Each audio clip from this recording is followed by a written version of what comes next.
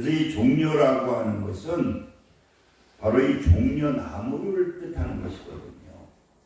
그래서 그 당시에 이제 전쟁이 요새도 많이 나는데 이렇게 전쟁을 하고 승리하고 들어오게 되면은 그 종려나무를 흔들면서 그 왕을 갖다가 환영하는 거거든요. 그래서 이 종려주일이라고 하는 것은 예수님께서 이제 예루살렘에 입성하시잖아요. 참 어떻게 보게 되면은 초라하게 입성하거든요. 뭐 다 초라하잖아요. 거기다가 또 낙이 만 탄 것이 아니라 낙이 새끼를 탔으니 뭐 얼마나 초라하겠어요. 그런데 그들이 막 백성들이 나와서 겉옷을 벗어 깔고 그리고 이 종려나무를 막 흔드는 거예요. 막 하나님이 역사하신 거죠. 그래서 예수님께서 이제 십자가를 지시기 위해서 이 땅에 예루살렘에 도착하는 그 주일이 바로 오늘 종려주일이거든요. 그래서 이 종려주일이라고 하는 것은 뭐냐? 예루살렘에 예수님이 승리하기 위해서 입성하신 그것을 기념하는, 그러면서 이제 우리가 고난주간이 시작이 되는 거죠. 그래서 우리가 종려주일은 어떠한 하나님의 뜻을 가지고 있는가? 첫째는 보니까 하나님의 말씀은 분명히 이루어진다는 거예요. 할렐루야. 그러니까 여러분 오늘 이 본문에도 보게 되면은 이 사건이 있잖아요. 그 사건이 있는데 그 사건이 뭐냐? 바로 제자들을 시켜가지고 그 메인 나귀와 나귀 새끼가 있는 것을 보고 본인이 풀어내기로 끌고 와라. 그래서 이 구약에 보게 되면 우리가 이사야서나 스가랴서를 통해서 그것이 그대로 예언이 되어 있거든요. 그런 것이 그 예수님께서 이제 예루살렘에 입성하려고 하니까 그 나귀 새끼를 끌고 오라고 하고 그 나귀 새끼를 갖다가 데리고 오게 될 때에 그걸 타고 예루살렘에 입성하게 되는 거예요. 여러분 가만히 생각해 보세요. 아니 주인이 있는 나귀 새끼를 갖다가 달라고 하면 누가 주겠어요? 그러잖아요. 그런데 분명히 이사야서 7장을 통해서도 또 스가랴서를 통해서 뭐 하느냐? 그 나귀 새끼를 타고 예루살렘에 입성한다는 거예요. 그럴 때 백성들이 호산나를 외친다는 거예요. 구약에 메시아가 이렇게 입성한다고 구약에 기록이 되어 있고 구약의 말씀대로 말씀이 육신된 예수님께서 그대로 그것이 재현되고 있는 거예요. 그래서 우리는 이것을 통해서 무엇을 깨달을 수가 있느냐? 이 하나님의 말씀은 반드시 이루어지는, 그래서 우리가 하나님의 말씀을 순종하게 될 때에 그 순종하게 됨을 통해서 하나님께서 이루어주시는 그러한 역사가 나타나게 된다. 우리가 여러분 왜 교회에 나옵니까? 이 교회에 나오는 것도요, 성경에서 성령이 아니고는 하나님이 부르시질 않는다는 거예요. 하나님께서 구원받은 그 하나님의 자녀를 부르시고 예배를 통해서 예수님이 직접 말씀하여 주셔야 하지만은 주의 종을 통해서 하나님께서 말씀하신다는 거예요. 그래서 왜 지금 그 이스라엘하고 뭐 이란하고 전쟁을 치르고 그 유대인들은요, 그들은 무슨 생각을 갖고 있느냐? 아직 메시아가 오지 않았다는 거예요. 그래서 걔들은 구약을 따르니까 한 번 공격하면 두 번 공격하고 그 율법대로 행하고 있는 거거든요. 그러나 분명히 이 성경을 보게 되면은 예수님께서 구약을 통해서 메시아가 이렇게 태어난다. 그 에루살렘에서 성령을 통해서 우리가 마태복음을 통해서 알 수 있잖아요. 마리아를 통해서 성령으로, 그리고 어떠한 마을에 태어난다라고 하는 것이 그대로 예언되어 있고, 오늘 또 본문의 말씀을 보게 되면은 예루살렘에 예수님께서 우리의 죄를 위해서 십자가에 달려 돌아가시기 위해서 그 입성을 하게 되는데 그것이 그대로 이루어지는 거예요. 그러니까 여러분, 우리가 하나님의 말씀은 그 하나님의 말씀으로 믿고 순종하게 될 때에 그대로 이루어지는 그러한 놀라운 하나님의 역사가 나타난다. 우리가 구원도 마찬가지라는 거예요. 말씀에 기록이 되어 있기 때문에 그 예수 그리스도를 믿음으로 말미암아 우리는 죽어도 천국에 가는 그러한 역사가 나타나게 됩니다. 그래서 첫째, 우리가 이 종려주의를 통해서 이 하나님의 말씀은 분명히 이루어지고 우리는 그 말씀을 믿고 순종하게 될 때에 행하는 대로 하나님께서 복을 주시는 그러한 역사가 나타나게 된다. 그래서 다음 주일날이 우리가 부활절이잖아요. 그래서 저도 열심히, 그래서 이번에 많은 깨달음이 있어가지고 열심히 전도해야 되겠구나. 그래서 이 부활절 지나서 한 주간 미얀마 약속이 된 거를 갔다 와서 이제는 매일 하루에 1시간은, 아무튼 1시간 이상은 피켓 전도를 해야 되겠구나. 그리고 열심히 해야 되겠다는 그러한 마음의 자세를, 왜? 성경에는 분명히 또 말씀에 약속이 되어 있잖아요. 이 듣거나 듣지 않거나 열심히 복음을 전하게 되면은 하나님께서 말씀하시기를 100배의 축복을 주시겠다는 거예요. 그래서 우리는 이 종려주의를 통해서 이 하나님의 말씀은 반드시 성취된다. 그리고 두 번째로는 종려주의는 어떤 의미를 알고 있느냐? 바로 예수님께서 예루살렘에 입성한 뭐냐? 겸손하신 그 모습을 통해서 바로 평화의 왕으로 예루살렘에 입성했다는 거예요. 오늘 이 21장 5절 보니까 5절 한번 보시기 바랍니다.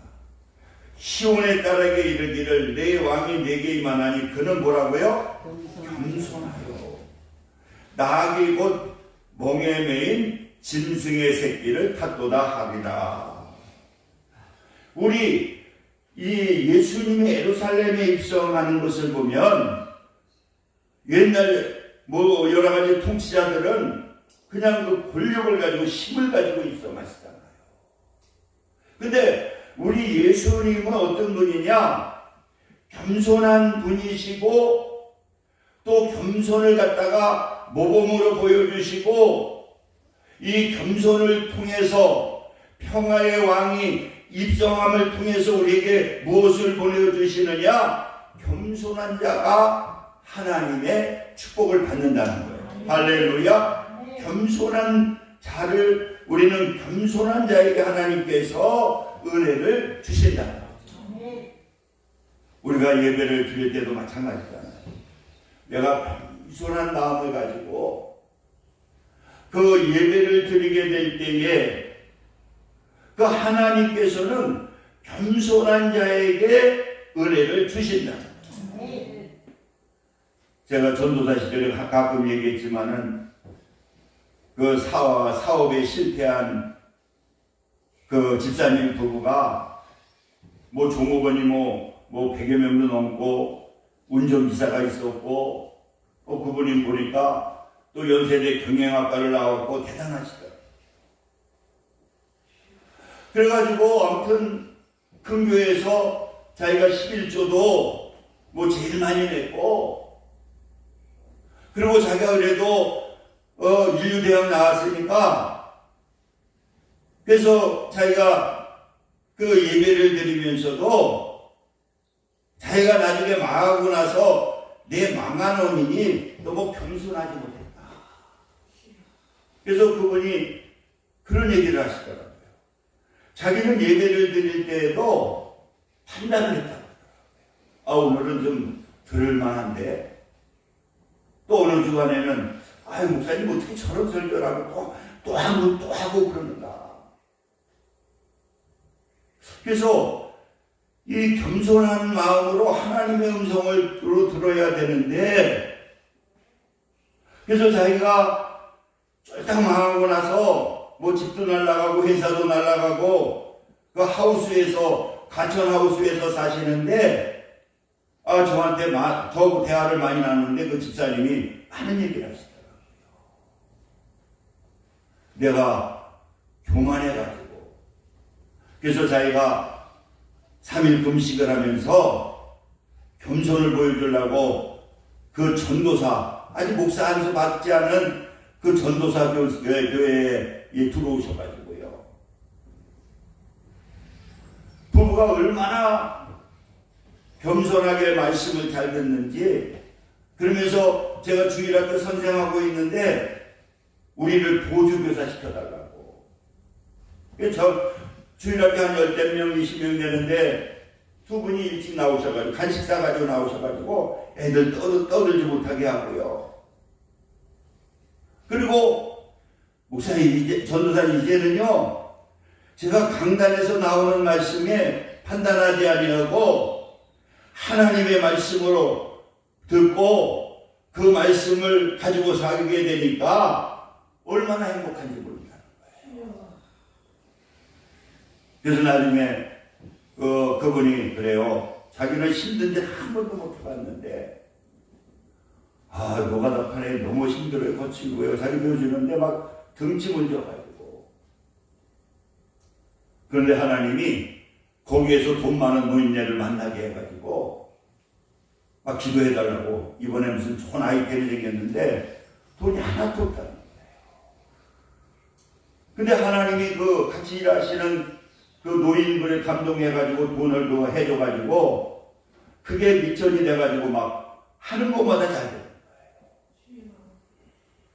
나중에는요 큰 신문에 났더라고요. 이분이 신문에 났는데 보니까 다시 회복이 돼가지고 뭐 훈장을 받을 정도고 외국에 학교를 세워주고,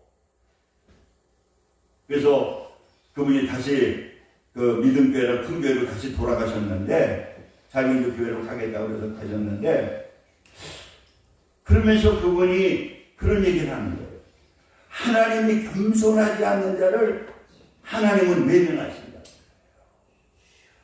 그래서 예수님께서도 그 항상 하는 게 마태복음 11장 29절 30절에 나는 마음이 온유하고 겸손하니 나의 명예를 메고 내게 배우라.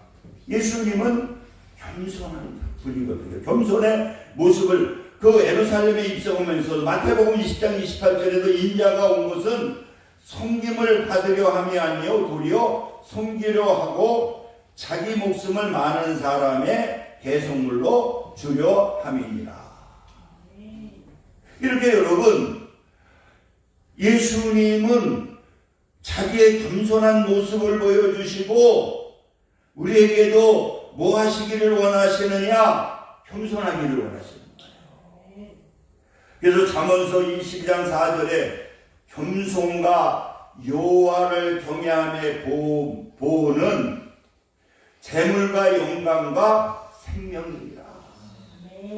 겸손해서 하나님을 잘 섬기고 우리가 하나님 뜻 가운데 살게 되면은 하나님께서 재물도 주시고 또 영광도 주시고 생명도 주신다. 할렐루야. 그래서 여러분, 우리는 자꾸만 다른 사람을 보고 이게 교만이거든요. 시험에 들 적이 있잖아요.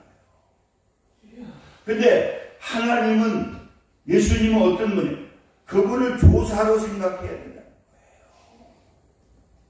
나에게 필요하면 그분을 나를 가르치는 교사로, 또 내가 보게 되면은 시험이 오면 나는 그렇게 하지 말라고 하는 그러한 교사가 되게 될 때에 우리는 절대 시험이 들지 않는다는 거예요. 그래서 우리가 이 종려주를 통해서 우리는 겸손한 모습, 그래서 겸손한 자에게는 하나님께서 은혜를 주신다는 거예요. 여러분도 뭐 잘 아시는지 모르지만은 그 아주 유명한 목사님이신데, 포동교회라고, 그분이 부흥회로도 아주 1등이고 교회도 엄청 잘했는데 막 이 전도사들을 갖다가 뭐 이렇게 부교육자들에게 막 욕을 해가지고, 옛날에 그렇게 많이 했거든요. 내가 아는 목사님도 보면, 내 친구 목사님이 그 감리교 목사인데 그래, 자기는 그 위에 선배 목사가 얼마나 욕을 많이 하는지. 근데 자기가 어떨 때 저기 했느냐면, 성도들이 있는데도 자기가 이제 전도사인데 그냥 막 욕을 하고 야단을 치더라는 거예요. 그때 이 성도들이 완전히 바보 취급을 하는 성도들이 막 웃는데, 자기가 그냥 열불이 붙어가지고, 아유, 내가 이거 목회를 근데 자기가 참고 참았는데, 그래가지고 아무튼 이번에 그 목사님도 그거 다 지금은 녹음해 놓잖아요. 그래가지고 지금 난리가 나가지고 총회장 될 것도 안 되고, 교회도 지금 더 해야 되는데 사임을 하고, 그래도 너무 열심히 했으니까 원로 목사로 안 치고, 아직 원로 목사 안 될 텐데, 그래도 뭐 10,000명인가 뭐 엄청난 큰 교회를 만들어서 원로 목사를 만들어줬는데, 그래서 제가 어제 순서를, 기도를 맡았거든요. 목요일에 쓰셨는데, 제가 그랬어요. 우리 목사님들도 이거 뭐 조금 어리다고 야단치고 욕하고, 어떤 목사님은 어린 목사한테 막 승진하면 욕을 하더라고요. 그래서 제가 그랬어요. 목사로서 이게 서로 존경하고, 그거 뭐 나이 어리다고 뭐 김 목사 이 목사 하는 게 그게 자랑스러운 게 아니다. 더 겸손한 모습을 보여줘야 되기 때문에 이제는 나이가 좀 많아도 후배 목사한테 김 목사 이 목사 하지 말고 님자를 다 붙여라. 여러분, 서로 이렇게 부부간에도 서로 이렇게요, 존댓말 쓰면 싸움이 안 일어난다. 왜? 서로 존경해 주니까. 그래서 어제 제가 선포했어요. 절대 나이가 많다고 후배 목사들한테 김 목사, 이 목사 하지 말라. 저번에 그 신춘보 목사라고 그분이 목회자들 강의를 하시는데 그런 얘기를 하시더라고요. 무슨 얘기를 했냐면, 무슨 구청에서 한 달에 한 번씩 거기는 종교인들 모임이 있다. 뭐 목사 대표, 그래서 신목사가 목사 대표 됐고, 또 스님도 있고 천주교 신부도 있고, 그러다 보니까 옆에 이제 스님이 앉았는데, 이제 서로 인사하다 보니까 나이가 한 10살 정도, 그렇게 아마 스님이 나이가 많으신가 봐. 그러다 보니까 이제 아, 이거 좀 나보다 어리구나 해가지고, 우리 갔더니 같이, 반갑다고 그냥, 우리 이렇게 오다 보면 김목사 막 부르더라는 거예요. 김목사 막 부르더라고요. 근데 자기가 너무 기분이 나쁘더라는 거예요. 뭐 나이가 많으니까. 그런데 또 어느 날도 또 신목사 반갑다고 막 그러거든요. 그래서 자기가 그랬대잖아요. 반갑습니다. 그랬다고, 이렇게 깜짝 놀랐다는 거예요. 왜 쓰가 됐으니까. 그래서 왜 나를 쓰라고 불렀냐고. 목사님, 당신도 나한테 김목사라고 그랬으니까, 나 이제 님자 안 붙이겠다고. 다음서부터 이제 나 쓰라고 하겠다고. 스님의 님자를 빼는 거예요, 이제. 그래가지고, 우리가 막 그랬더니, 님자를 빼버리니까. 목사로서 스님의 존경을, 그 다음에 나올 때는, 신목사님, 물론, 오래간만입니다. 그러더니 나이가 많으니까 이제 반말은 하지만은, 그래도 만나면 신목사님 오래간만이요. 뭐 이러면서, 서로가 이 겸손한 건 뭡니까? 낮은 사람을 갖다가 높여줄 수 있는 겸손이 필요하잖아요. 이 목사관에도 그러다 보니까 엊그젠가 뭐 얘기했지만 싸움이 일어나고 그래가지고 내가 안 되겠다. 서로 님자를 붙이라고. 유정일 목사도 나하고 친하시지만 이제 다음부터는 님자 붙여라. 내가 알았다고. 그래가지고 오목사 그래가지고 친구지만 님자를 서로 붙입시다.